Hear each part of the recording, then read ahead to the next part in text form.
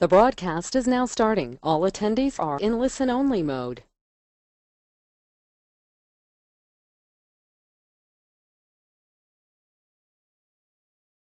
Yes, good morning. My name is Dan Davidson, and I work with the Illinois Soybean Association. I want to welcome you to this morning's webinar on soil sampling as the first step to planting high-yield soybeans. On behalf of the Illinois Soybean Association and the ILSO Advisor Soybean Management website, want to thank you for coming, taking some time today to listen to this webinar. Just a few logistics. This webinar today, we applied for and have been received approval for 1 CEU in nutrient management. And when you registered for the live webinar, you would have listed your CCA number. And if you're in attendance today, that number and your name will be submitted to the CCA program just after this webinar is over for approval. If you're listening to the recording of the webinar, and it will be posted online, you can always go into your CCA account and you can self-apply for credit for this webinar. So if you're listening to the remote version or the online version later, you just need to self-apply for a single credit. Today's webinar is being presented by Cislo, I hope I said that right, Midwest Region Agronomist for Waypoint ANALYTICAL, a laboratory group based out of Memphis, Tennessee. Formerly used to be known as the ANL Lab Group, at least out of Memphis. And he's manages the facility and also provides agronomic support for their customers across the market area, and does training and consulting with them. Andy's an Illinois native, has a BS and both a PhD from Illinois in crop science from the University of Illinois, and he has graciously agreed to provide this webinar, which is sort of the last of our series for this summer season on the ILSO Advisor. If you have questions during the webinar, post them on your dashboard that you see when you log in, and at the end of the webinar, we'll take some time and then you will answer those questions. Again, thank you for coming on this morning, and without further delay, Andy, I'll turn this over to you. Perfect. Thank you very much, and thank you everyone again for coming today. We're going to talk a little bit about soil sampling and what that means and how it's important for increasing yields and maintaining high yields with all crops, but a little bit more specifics on soybeans. I apologize a little bit in advance. This is the first webinar I've ever actually given. I try to be a little more interactive with the audience when I'm giving a presentation. So I've added a little more text in some of these slides to try to help you and to help you read your way through it as well. So if you have any questions at the end, please feel free to present those, and I also have my email address as well at the end, so you can email me some more questions if you like. So, brief outline of what we're going to cover today. We'll talk a little bit about soil fertility in general, kind of the aspects of it. Then we'll go into some detail on soil sampling itself, different things to look for and think about as you're soil sampling. Then the bulk of the talk will be looking more at interpretation of those results, how to read a soil report. We'll obviously talk more about how Waypoint's reports are structured, but all labs are going to have a similar pieces of information on a soil report. And then finally, we'll touch a little bit on some specific needs for soybean with respect to fertility. So the soil system is essentially made up of three main fertility components: the physical fraction, the biological fraction, and the chemical fraction. Those all combined to produce your total picture of soil fertility. The physical components are, there's a number of them. For example, texture, that's your percent sand, silt, clay. That would be your textural classification, like clay loam or silty loam, soil texture. Tilth includes things like aeration, drainage, infiltration. Sometimes they're difficult to have an impact on, but at times they're highly influenced by cultural practices like tillage. For example, sometimes if you have a clay pan, that can either be exacerbated or corrected by proper tillage, and that's going to significantly change your infiltration rate. Porosity is a key component of soil physical components. It's the amount of air and water space within the soil. You think of the soil as not necessarily having air in it, but a large component of the soil is air. Roots respire just like we do in a sense, so they need access to oxygen and carbon dioxide and things as well. But that pore space is also important because that's where your water is stored. And that ties in a little bit with bulk density, which is soil mass by volume.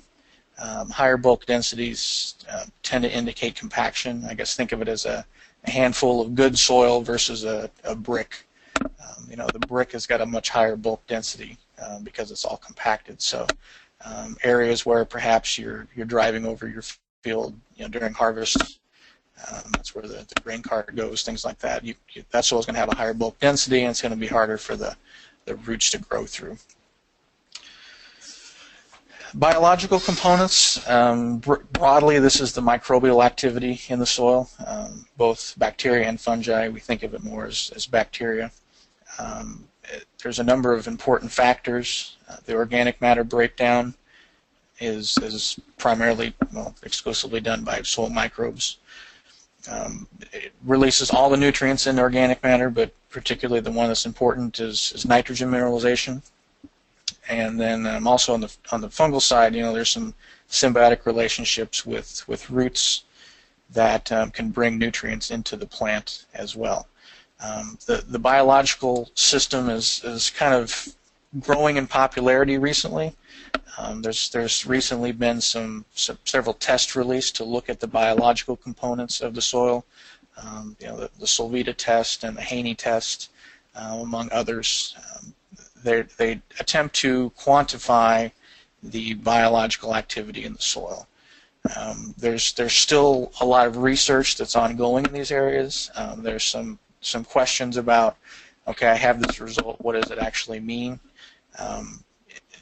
So that is kind of an emerging area that I think will be better understood probably fairly soon, because there's this, you may have heard of the soil health movement. It's a number of organizations that are starting to look at the soil system as more of a complete system as opposed to individually, and a lot of their focus is on this biological component and what it can mean and how it can potentially improve soil health in a number of ways.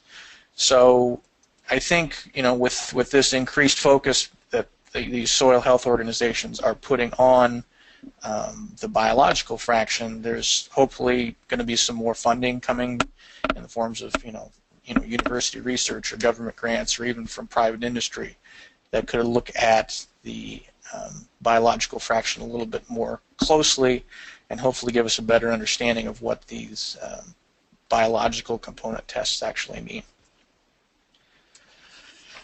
But the fraction that gets the most attention is the chemical component side. It's the primary target for routine soil testing, and I would argue it's the component that can be the most easily manipulated. Among these are pH, your mineral nutrients that are important to the plant growth. Organic matter, I guess you would technically call that a physical component, but when it breaks down and nutrients are released, it's more valuable it's more important as a chemical component.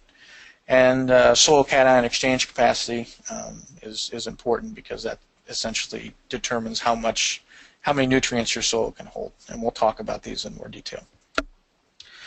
So why soil sample in the first place? There's a lot of reasons. Soils are very highly variable.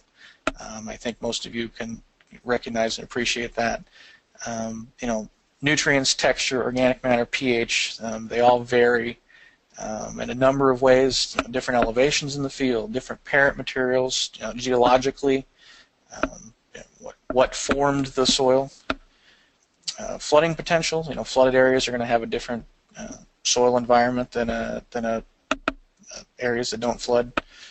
Cropping history is going to play a role in how your soil has changed over the past several years.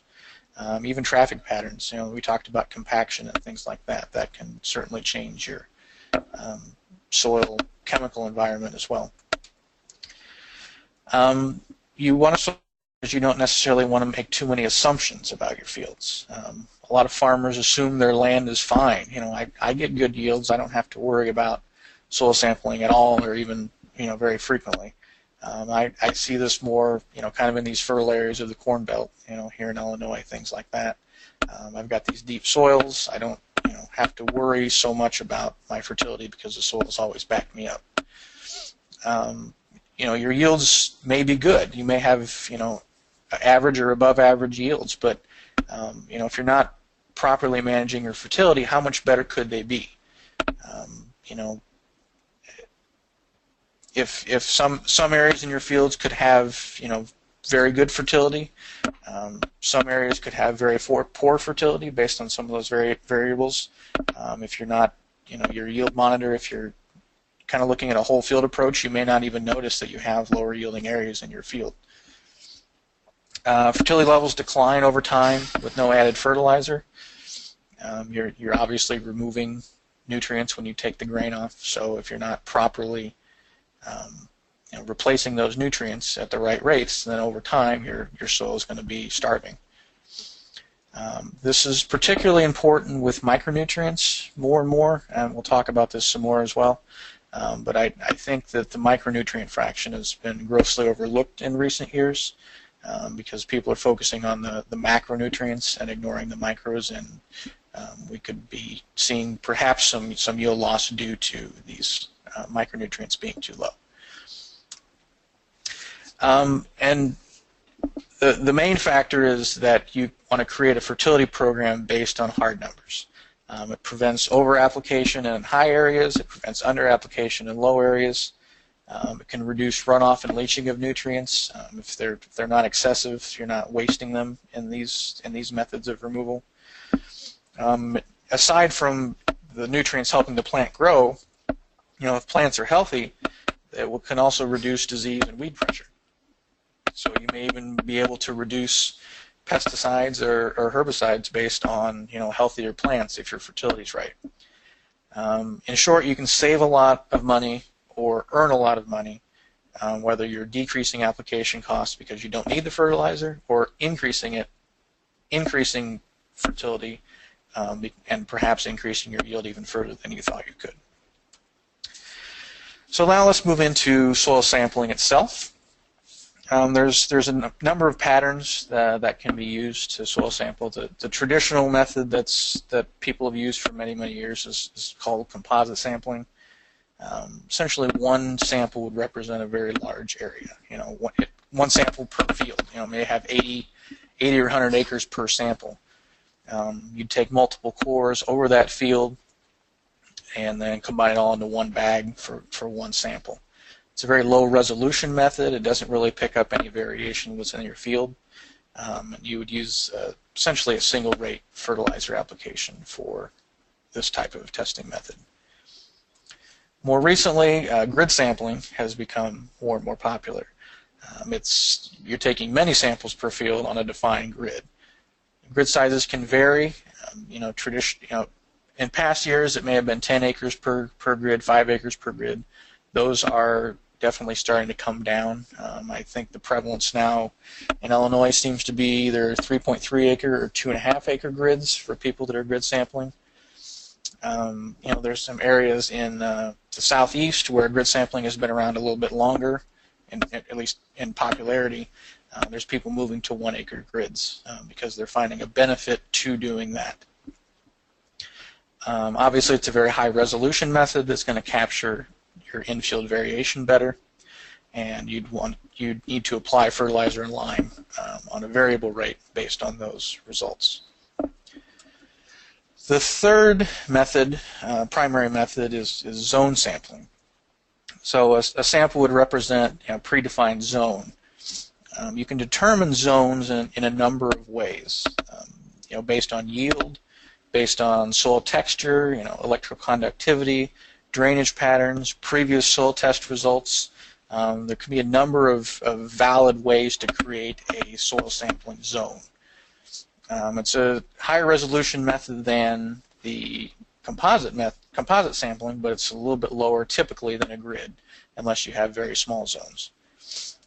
These are becoming more and more popular because as you determine the variability in your fields, sometimes certain areas act the same. So maybe you don't need to do a 2.5 acre in a certain area because this entire 12-acre block, it responds similar to fertilizer, it has similar yields, things like that. So I would typically recommend that if you've been composite sampling or not sampling, start out with a grid, at least for 1 or maybe 2 sampling cycles to get a good feel for your field's variability.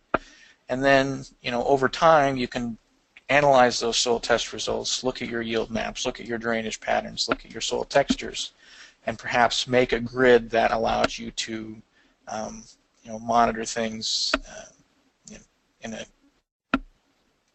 more concise manner in the zone. Sample collection, timing, typically they're done in fall or spring. Around here it's too cold and frozen in the winter, and it's a pain to harvest them in the summer while the crops are growing. So results definitely do fluctuate seasonally between fall and spring, and we'll see that here shortly. But just know that if you decide to sample fall or spring, make sure you're always sampling fall or spring for that field, because your results will change from fall to spring, and it's harder to make decisions based on that. Consistency is very important. You want to make sure you're sampling all your cores at a consistent depth. Typically that's 6 inches. You want to have the same number of cores per bag. You don't want a lot of heavy residue to be in that sample because that's going to mess up your organic matter result. Above all, I would stress that you want to make sure you're representative for the area that you're sampling. Whether it's a grid or a zone, you want to get a good sample that represents that zone or that grid square well. What this picture shows is the amount of soil that is left after we dry and grind it, and those are the size of the scoops that we use for the different tests for your sample analysis. So we're actually using a very small amount of soil for your analytical tests. That soil is very homogenized after we dry and grind it, so it's a very representative of the sample that you've submitted. But if you're not submitting a representative sample, it's hard for us to give you a good representative result, and that's the key. You want to make sure you're getting what you paid for. Sample frequency, really as often as necessary. 4 years is kind of the standard in this part of the world, and that may be fine. But do we really know if that's frequent enough? Sandy soils especially need more frequent sampling because they don't hold nutrients as well, and they can leach and be lost much more readily. So perhaps sampling more often than 4 years in sandy areas is important. More frequent sampling could help determine if your fields fluctuate from year to year or if they stay stable. Different soil types can sometimes fluctuate. Again, that probably goes back to the sandier clay side of the conversation. But if you can if you determine your fields are fairly stable, then maybe 4 years is fine. But if for some reason you get wild fluctuations in pH or mineral nutrients, maybe you need to sample more often. Different corn hybrids or soybean varieties can remove nutrients at different rates. We've done some preliminary testing with some clients on corn, and have found that different hybrids can vary pretty widely on nutrient removal. The macronutrients are pretty solid, pretty comparable, but especially as we get into the micronutrients, there's some wide swings on removal versus what books state that your removal will be. So you want to make sure that you're picking up any potential change in your fertility based on crop removal. And are you losing yield due to variable removal rates, such as different weather conditions? A wetter year is going to leach out more nutrient than a dry year, but a wetter year is also going to take, in a good, theoretically have a good crop year, and you're going to take more nutrient off on removal. So just things to think about. Sample analysis. This is obviously near and dear to my heart since I manage a laboratory, but you want to make sure that you're sending your samples to a quality lab. There's a number of them out there. Obviously, I would say Waypoint is the best, but I know there are a number of quality labs out there. But you want to make sure they have a few things to look for. They want to have good internal quality control. They want to make sure they can pick up any laboratory biases or errors that may happen within the lab. Do they participate in any proficiency testing programs, such as NAPT or ALP? These are independent, external organizations that labs submit samples to in order to essentially test themselves and make sure that they're in line, their results are in line with other labs. They may have a bias one way or the other on a certain nutrient compared to all the other labs in the country, and they want to make sure that they're correcting their methods, that they're giving you an accurate result. I say ask if you'd like to go see their facility. Sometimes people really want to see what's going on with their soils and their processes, and at least as far as we're concerned, and we're happy to have people come see how we do things, because we're confident we do it the right way, and I think most quality laboratories would feel the same way. Also, I suggest that you ask what the turnaround time is going to be, because in the heart of the season, October, November, when everybody's pulling soil samples, is your lab going to get behind? Because the last thing you want is to submit a soil sample and have to wait 3 weeks for a result before you can go out and spread fertilizer, and then, well, it's going to start raining or snowing, and then you're out of luck until spring. So you want to make sure that you can get your results back in a timely manner. You also want to make sure the analysis provides enough information. pH, buffer pH, CEC, organic matter, and these nutrients are all necessary to make basic recs. A lot of smaller labs only offer pH, P, and K. That doesn't necessarily give you enough information to make a complete, get a complete view of what's going on in your field. And again, micronutrient analysis, I think, is becoming more and more important, because some of these levels may be declining over time because they're not being monitored properly. The analysis is also becoming more affordable depending on which lab you use. All right, so once you get your sample result back, how do you interpret that? These are the key factors on a soil test report that we're going to go over, and we'll go into depth on each of these. So pH, one of the most critical components of fertility management, in my opinion. I also feel like it's one of the easiest to manage if you monitor it properly. So pH is the measure of hydrogen ion activity in the soil. It affects a number of factors, both the chemical and biological components of soil. Your incorrect pH, and traditionally in the Corn Belt we're talking about low pH. High pH presents a number of problems as well, which I won't necessarily get into in this talk because low pH is more prevalent. But low pH can really impact your nutrient availability. It also affects the biological activity of the soil and root growth. So pH is on a logarithmic scale. Neutral is pH of 7, but a pH of 6 is 10 times more acidic than a pH of 7, and a pH of 5 is 100 times more acidic than a pH of 7. So as your number decreases, you're actually gaining acidity faster. So this chart, many of you have probably seen, but it's still very important. It shows the general availability of nutrients at different pH levels. I've drawn lines on here between pHs of 6 and 7. which most people would agree is kind of the range for proper pH in the Corn Belt. As you decrease in pH, especially, many of these nutrients begin to lose their availability, and then that can obviously impact yield. So seasonally, pH can also fluctuate. So it acidifies during the spring and summer. A number of reasons contribute to that. Roots are respiring, they're breathing, they're releasing carbon dioxide, which is acidic. Application of nitrogen fertilizers, these tend to be acidic. Roots are taking up calcium and magnesium for plant growth, but these are basic cations. So if you're removing a base, you're contributing to acidity. And then the alkalinity of pH goes up in the fall and winter. Plants are obviously no longer growing and releasing CO2. The soil buffers itself because it releases calcium and magnesium back into the soil solution slowly, and then by spring, typically you'll have a higher pH.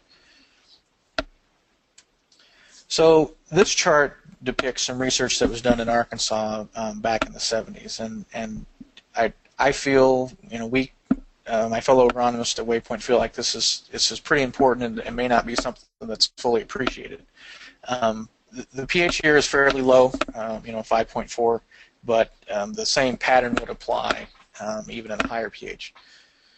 So this shows the seasonal fluctuation of pH in the same field with multiple samples taken throughout the year. When you're soil sampling, it's typically done in the fall or in the spring. As we talked about, pH can fluctuate somewhat based on the time of year, and you're typically sampling in these windows where pH is a little bit higher. So that's what you're going to create your lime rec off of. You're going to correct your pH to the soil test level, which was taken during these times of the year.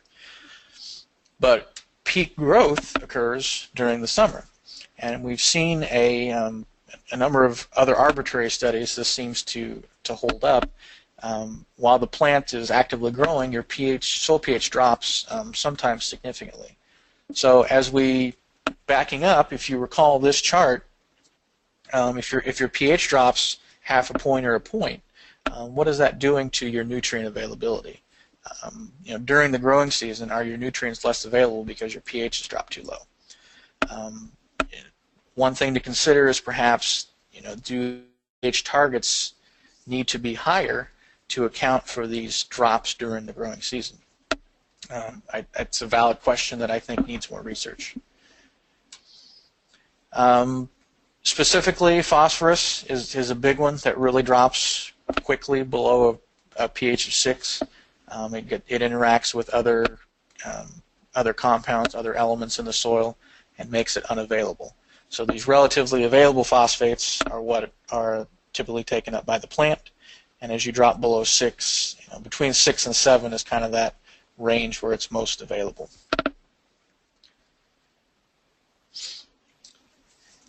Decrease in base saturation. The negatively charged locations on the soil will hold positively charged ions, but at a lower pH, acidic ions such as hydrogen, aluminum, and iron occupy these exchange sites, and they kick off basic cations like calcium, magnesium, and potassium. This is obviously a problem because the plant needs more calcium, magnesium, and potassium than it does hydrogen, aluminum, or iron. So higher pHs will help prevent this from happening. Decrease in microbial activity. Bacteria and fungi prefer a more neutral pH as well. If pHs are too low, you're going to get less mineralization from organic matter. In soybeans, it's particularly important because the symbiotic bacteria that are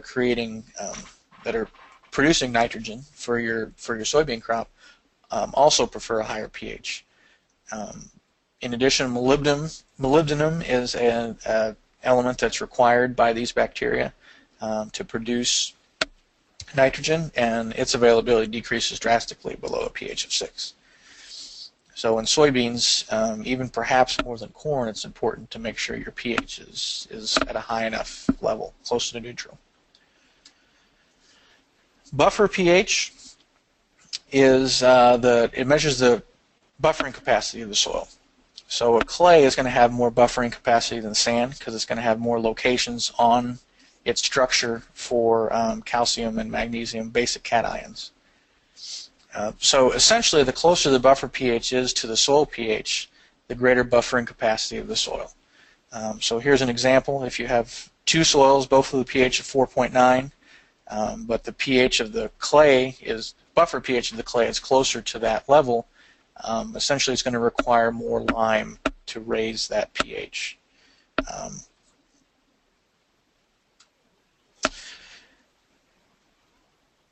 Again, obviously lime is the main tool to increase pH. On our reports, this is if you request a rec, we show you a lime rec based on your buffer pH. It improves root growth, obviously fertilizer availability, nutrient acquisition, and those the holding capacity that we talked about with aluminum and iron kicking off calcium and magnesium. That can go away if your pH is raised. If your magnesium levels are low, you want to use dolomitic limestone, which is higher in magnesium. If your calcium is low, or if both levels are pretty normal, typically you just use standard calcitic limestone. Applying lime can bind nutrients. These are some examples, particularly phosphorus is important. So you want to apply lime at least 2 weeks before fertilizer application. If you apply them too close together, those elements can get bound up and be unavailable for the plant. So you want to space out the two applications if possible. Give that lime some time to break down in the soil. You want to use a rate based on your crop requirements for your state. Obviously, Illinois' recs could be a little different than Tri-State or Iowa State, but in general they're all in the same ballpark. Some crops require a higher pH. You think of alfalfa as being one that likes a higher pH. Not all lime is created equal. Fineness varies. Coarser lime takes longer to break down, so if you're wanting to raise your pH over a longer period of time, maybe you can get by with a coarser lime that may take a year or two to fully break down. But if you need to make a quick correction, you want to make sure you have a finer lime that acts more quickly. Cation exchange capacity is the amount of cations that can be held to the soil's negatively charged surface. Think of it like a magnet, the strength of the magnet. So the higher the CEC, the stronger the magnet, or ions that soil can hold. So CEC, since it's negatively charged, it repels negatively charged ions. So this is why nitrate leaches more readily, because it's negatively charged. Same thing with sulfate ions. Organic matter and clay are the greatest contributors to soil CEC.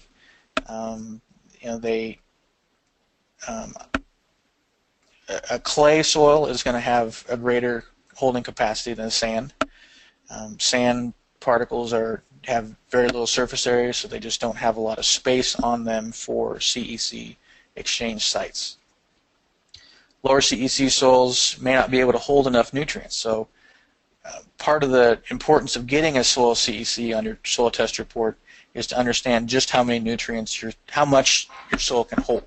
It may be possible that your soil simply can't hold enough nutrient to supply the crop that you want to grow. If that's the case, you may need to split your fertilizer applications maybe 2 or 3 times, depending on how low your CEC is. If you apply it all at once, it's just going to leach out of the system and be lost because the soil literally can't hang on to it. Organic matter is reported as a percent of the total. Essentially, typically it's done now as a loss on ignition test. Essentially, it's burned off, and then the weight change is measured as a percent loss, which is your percent organic matter. It's a very valuable source for nutrients. The nitrogen mineralization is a big one, but there's a number of other elements that break down and are released based on organic matter as well. That's the microbes doing that work. It improves soil chemistry. Since it has a very high CEC on its own, it improves your nutrient holding capacity of the soil. Helps buffer soil pH and moderates temperature swings. It can sometimes shade the soil to some extent. Improves soil physics, helps with granulation and aggregate stability, decreases the stickiness of some clays, and can reduce or increase water holding capacity and infiltration rate. Helps water move through the profile better because you have these larger organic matter particles that help space the soil out a little bit better. In general, it's a good indicator of proper soil conservation and tillage practices. No-till is becoming more and more popular, and that's partially an effort to help increase organic matter. Mineral nutrients are the certainly last but not least on this list, and one of the most important. So they measure the measure of mineral nutrients on a soil test are the amount of extractable soil nutrients. It's not the total, because there's large fractions of nutrients elements in the soil that are not necessarily available to the plant because they're in different forms. But these extractions that we use represent what's considered to be the most plant available portions. There may be some plant available portions that are not picked up by a soil test, but by and large, these the nutrients picked up on a soil test correlate very strongly with what the plant can take up. They're reported in parts per million or pounds per acre, depending on your preference. If you do get a parts per million result and one in a pounds per acre, that's just a multiplication of 2 if it's a 6-inch soil sample. Soil test ratings on our reports. This is one version of our reports. We show these colored bars to give you a visual feel for how your nutrients rate, but not all labs may have this system, but in general they're going to give you a low, medium, high sort of rating based on your soil test results. And it just helps you, acts as a guide to give you some decision-making power. So, as far as what we consider the categories, very low to low, your soil is considered deficient in that particular nutrient. You'll see a crop response to adding fertilizer a majority of the time. The medium range is generally, you'll see a crop response maybe about half the time. High levels are considered optimum. Typically they're sufficient for crop production without added fertilizer. But there are certain situations and in certain soils that you'll see a response maybe about 10% of the time. Or if you're really going for very high yields, it's possible you'll want them a little bit higher as well. The very high category, typically fertilizer is not needed or not recommended because your soil test levels are high enough.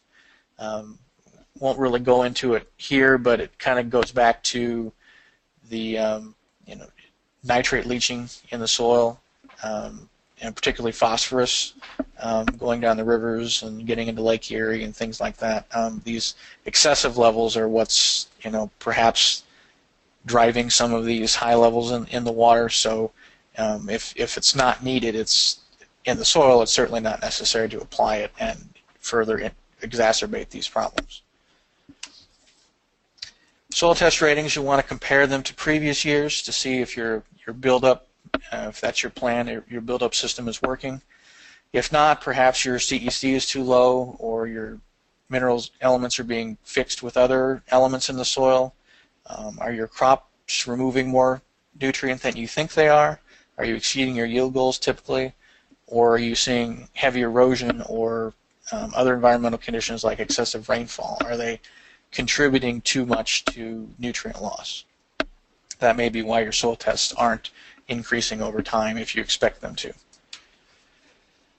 Fertility recommendations are based on your soil test results and vary based on your crop and your yield goals.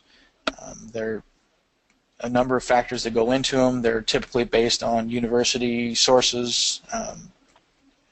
Our results are Our recommendations that we use are constructed based on a number of university results, but recommendations are just a recommendation. It's not concrete.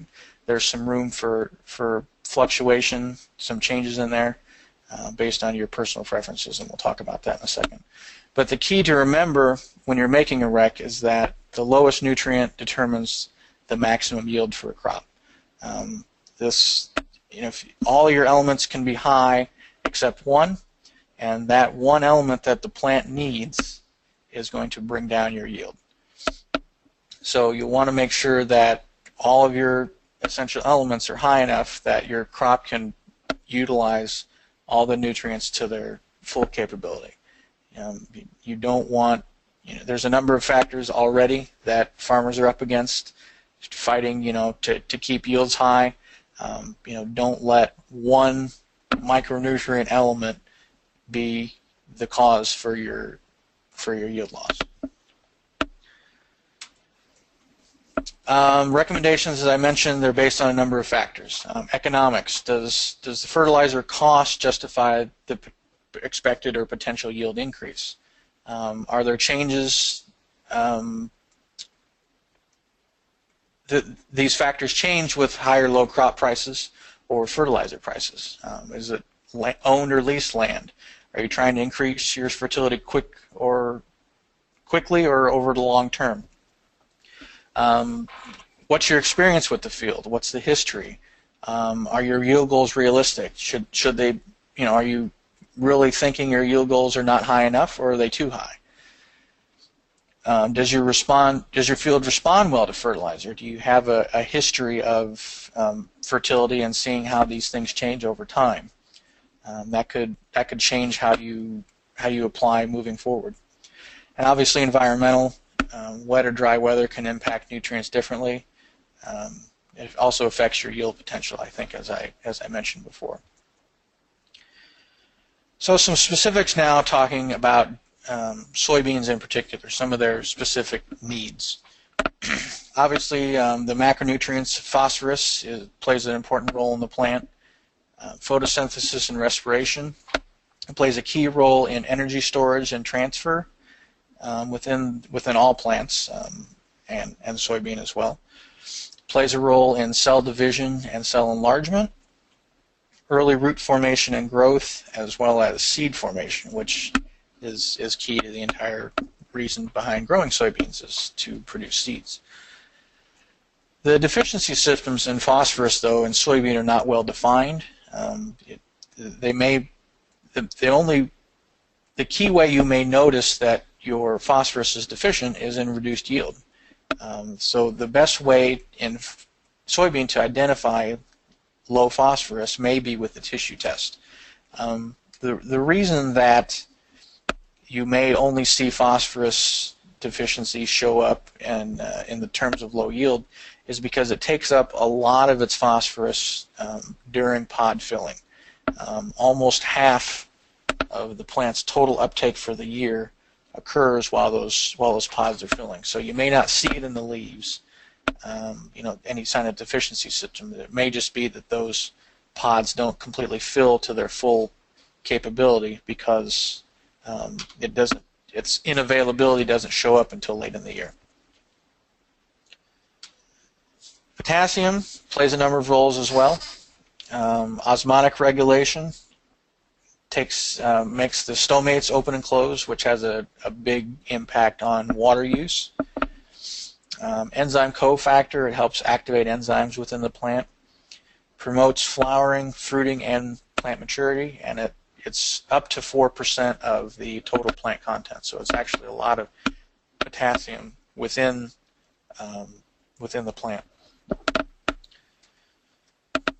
Soybean potassium uptake, it's a little more spread out than phosphorus is, kind of a third, a third, a third based on this chart. But one thing to remember that doesn't show up is that there's about a 2-week period after full bloom that the plant takes up a fairly large amount of potassium.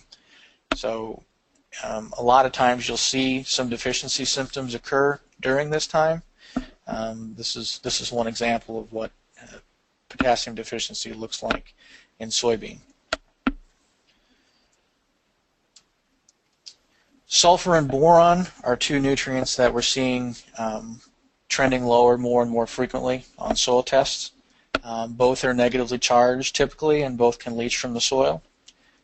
Sulfur plays an important role in protein formation, particularly with nitrogen. So a lot of times in plants, the nitrogen use is limited by a deficiency of sulfur. There's not as much acid rain as there used to be because, when we burned a lot of coal with high sulfur content, it put a lot of sulfur into the atmosphere.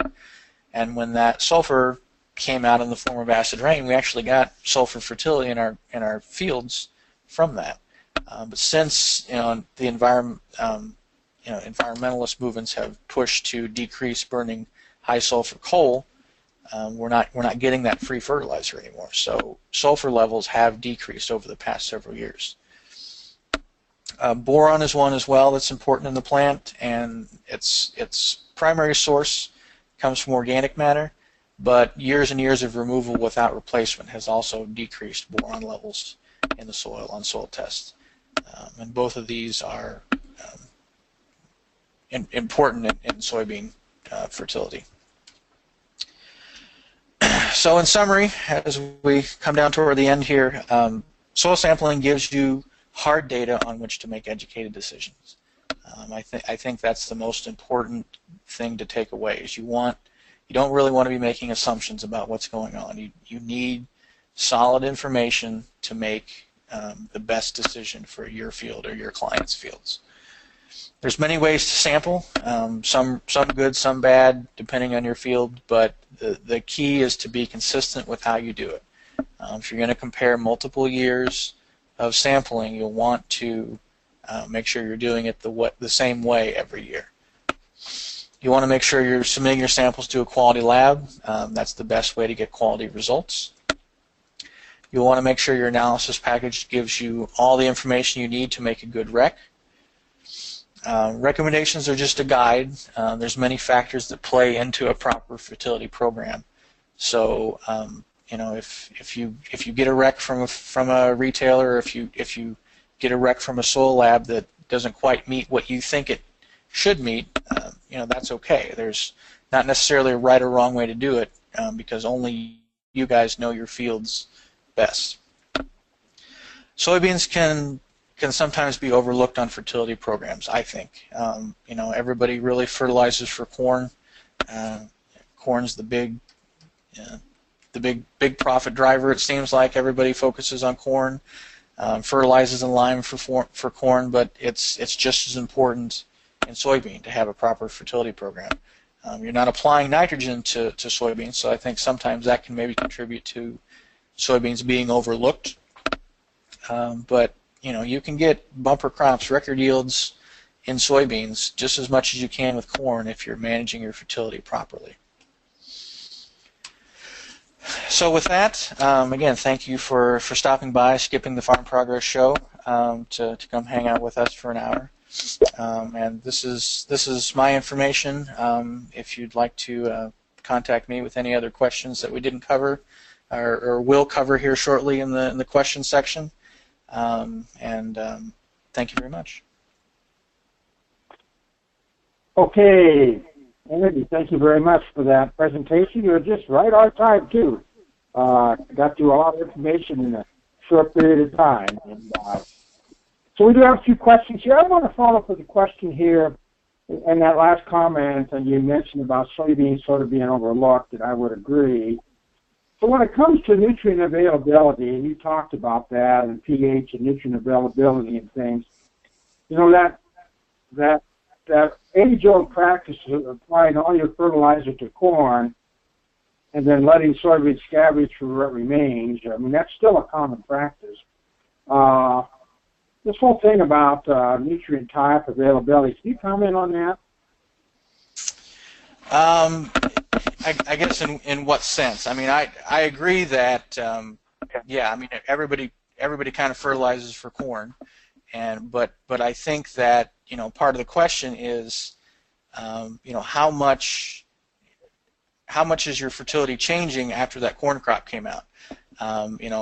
Yeah, the soybeans are scavenging for what's left, but if you perhaps soil tested or even fertilized specifically for soybeans more, what could you get out of a soybean crop? Soil tests are if they're done every 4 years, they don't pick up some of that variability between each year. And I'm not necessarily suggesting that everybody should go soil test every year, but it might be valuable to see how it changes between the corn and soy crops every year to see how much, because the soil can release nutrients back into the soil solution over time. So potassium is one, for instance. There's a very huge reserve of potassium in the soil that's not available to plants. I mean, thousands of tons of potassium are in the soil that are not available to plants immediately. Slowly over time, those are released back into solution that become available. But how fast is that occurring in your soil? Is it happening fast enough to get your full yield potential out of soybeans if your corn, for instance, is pulling off a larger amount than you expect?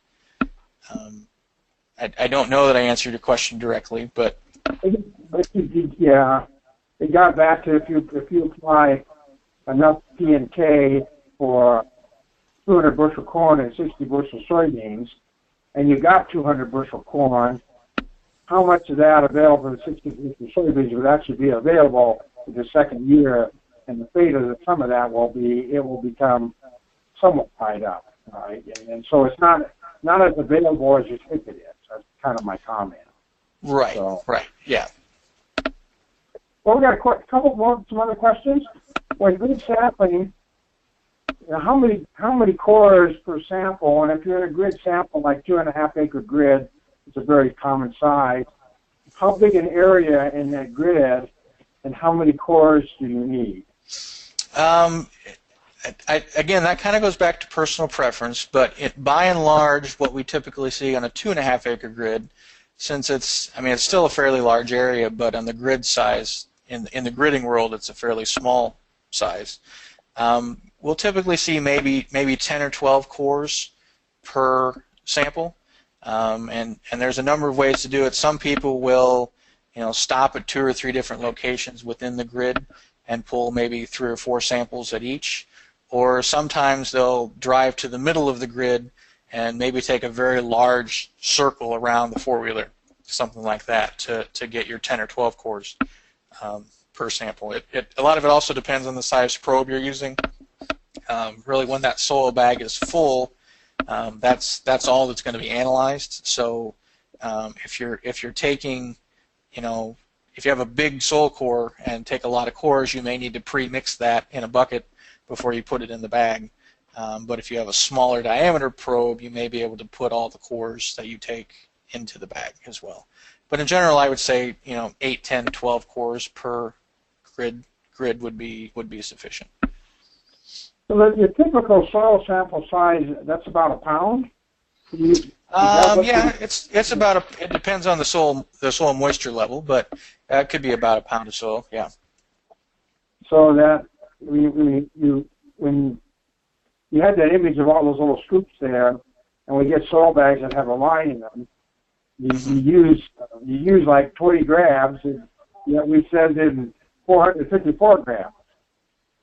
Do people tend to overfill the bags and send in a lot more soil? They can.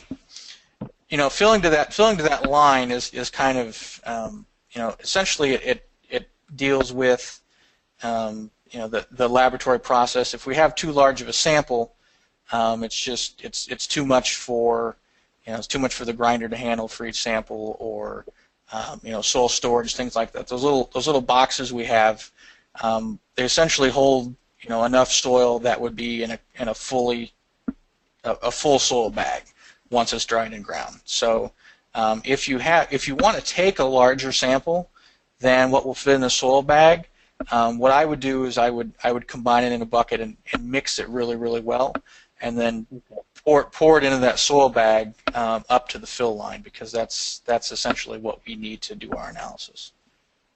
Do you like to have those cores that people pull out with those probes? Do you like to have them broken up? Doesn't really matter for us. If you can, sometimes they'll dry a little bit faster if they're broken up, but it's not necessarily a do or die type thing. From our perspective, it's not. Some labs may have different preferences on that, but for us, we don't necessarily care as long as it fits in that bag.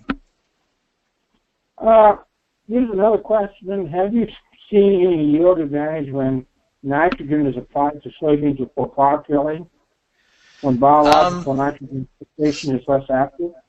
I think there's some evidence to suggest that helps.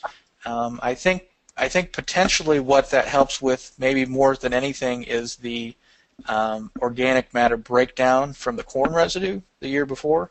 That because those microbes use nutrients in the soil just like your plant does.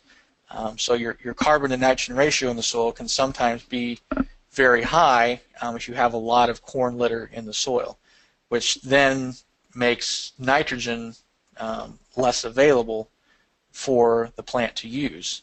A large portion of the nitrogen that a soybean plant uses comes from that symbiotic relationship with the bacteria, but they do use mineralized nitrogen from the soil as well. So the faster you can break down that organic matter, the more likely it is that you're going to get nitrogen released to the soil faster, which could potentially increase your crop anyway. So I think that's kind of where the benefit comes from adding nitrogen before a soybean crop. Another question? What is the accuracy of soil testing for salt and micronutrients? Are they reliable predictors? Yes, they are fairly reliable. The we use the Malik 3 method primarily, and it's a test that extracts all of the nutrients in one extraction. I tend to believe it's a little more accurate because it's one test as opposed to doing a bunch of different tests. The more tests you have, the more prone to error I think you are. But the accuracy from a quality lab is the variability between what your true value is in the field versus what a lab will report is way closer than any other variability that you may have just by natural variability in the field. So I guess what I would say is the results are more accurate than any other potential sources for error availability that you could get from a sample. The laboratory process is the most accurate aspect of that, if that makes sense. Okay. Is there two more quick questions? Sure. Sometimes people sample at 6 inches. Some people sample at 8 inches. Mm-hmm. Does that even make any difference? I mean, I think it'd be hard to tell with the probe any difference between 6 and 8 sometimes. Well, right, and we typically tell people that if you want to be consistent, make a mark on your probe, and try to do your best to sample to that depth. But in reality, it doesn't matter how deep you sample, but it will obviously affect your result. So the key thing to remember with sampling at a different depth is if you have your results reported as parts per million, in pounds per acre, that typically assumes that you're taking a 6-inch sample because that's calculated by your parts per million times 2. If you're sampling at 8 inches or 10 inches or 12 inches, you want to make sure you get a result in parts per million, because then you can do your own math when converting it to pounds per acre. I tend to like parts per million better anyway, because it's the actual number that we read on the instrument. It's a concentration as opposed to a weight. So. Right. Last question. We talked about some of the basic things like pH and organic matter when you're running soil tests. Should we be adding respiration to that? I mean, pH and organic matter are good baseline measures to kind of see what the condition of your soil is. And you should do respiration, like Sabita, become part of that routine test every time you soil sample? I certainly think it could. It's one of those, as I mentioned, I think there's still some confusion and debate on what the different levels actually mean in the real world. Maybe even we can get an idea of what the results mean, but how do you affect change on that number? I think that's kind of the biggest limitation to those tests right now, but those changes will come with time. Once we figure out what the different levels mean and how we can affect change on those different levels, do we need to increase it somehow? I think that the biological tests could become a fairly routine part of soil testing, absolutely. Okay. Well, hey, thank you. So just a little bit after 11:01. Andy, thank you very much for taking the time today to present this webinar. And just to kind of review, if you wrap up, if you register for this event and submitted your CCA number, you'll get a single CEU in nutrient management. And if you listen to the recording, again, you can go online at the CCA website and self-apply for 1 credit. This webinar has been recorded, and it will be posted online at the ILSO Advisor. And just stay tuned if you want to listen to it, or tell your friends and colleagues that this is available. On behalf of the Illinois Soybean Association and the ILSO Advisor website, Soybean Management website, I want to thank you for taking time to participate. And again, Andy, thank you very much for your presentation this morning. And this webinar is now over.